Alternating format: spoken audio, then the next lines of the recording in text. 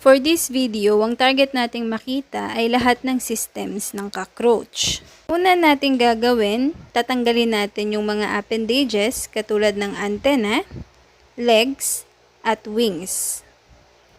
Normally, kung ang hahanapin lang natin ay isang system, magdadissect tayo ventral side up or dorsal side up. Pero since ngayon, ang gusto nating makita ay lahat ng systems, kailangan mabuksan natin yung cockroach nang hindi natin nadadamage yung ibang systems. So for this dissection, magsisimula tayong gupitin yung sides ng cockroach. Isang paraan para gawin iyan ay maggupit ng manipis na portion ng integument sa side ng cockroach. So yung cut nyo ay simula dapat sa tip of abdomen hanggang sa thorax. So gagawin nyo iyon dun sa dalawang sides.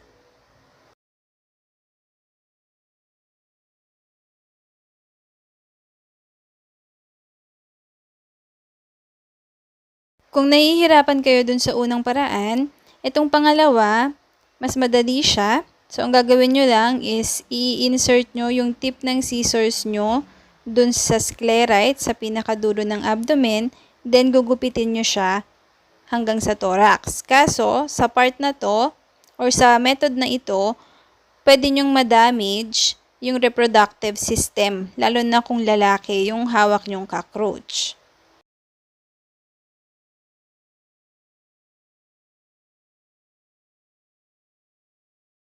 Once na nagupit na yung sides ng cockroach, ipipin na natin siya ventral side up.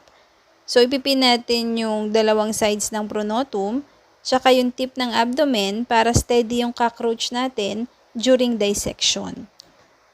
Huwag din kalimutan maglagay ng water para hindi madaling mag-dry yung inyong cockroach. Para makita natin lahat ng systems ng cockroach, kailangan natin tanggalin itong integument sa abdomen.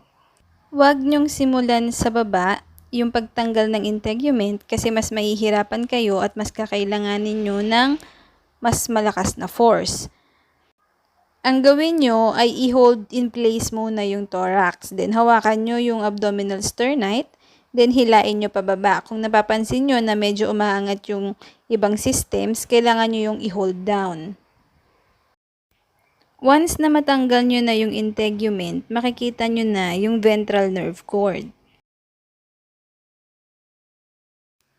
Ngayon, ipipin lang muna natin itong sides ng thorax para mas maging stable yung cockroach natin para dun sa susunod nating gagawin. Kailangan nating igilid yung digestive system at saka yung nervous system para makita natin yung circulatory system. Pero dapat maigilid natin sila nang hindi natin sila napuputol.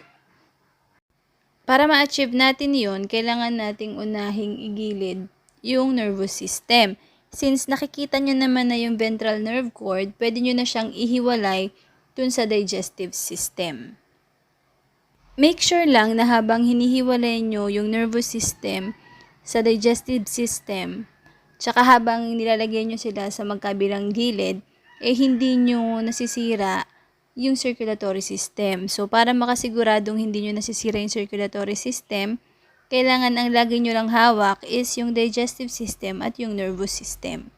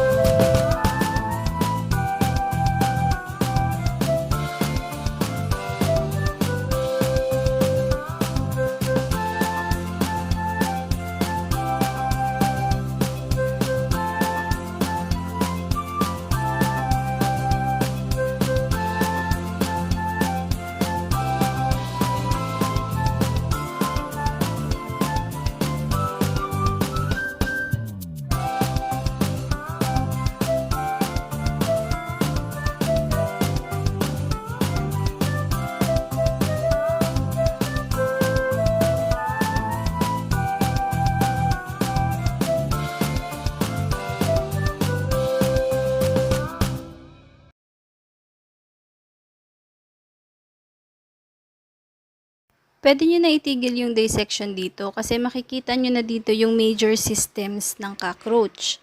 Katulad ng digestive system,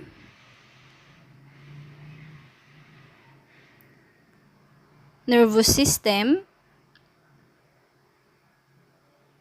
circulatory system, male reproductive system, at yung respiratory system.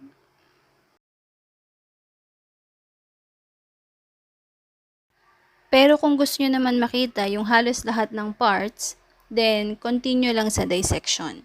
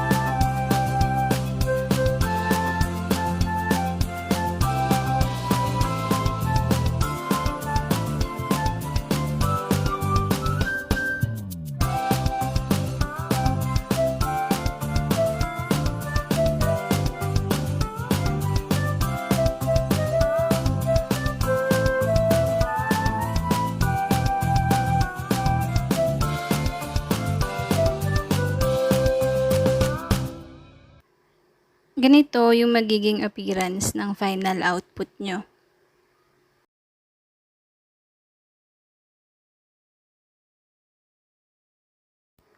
Kung magsisimula naman kayo sa dissection using female cockroach, same method lang siya katulad ng sa male. Pero nag-prepare na rin ako ng video para makita nyo.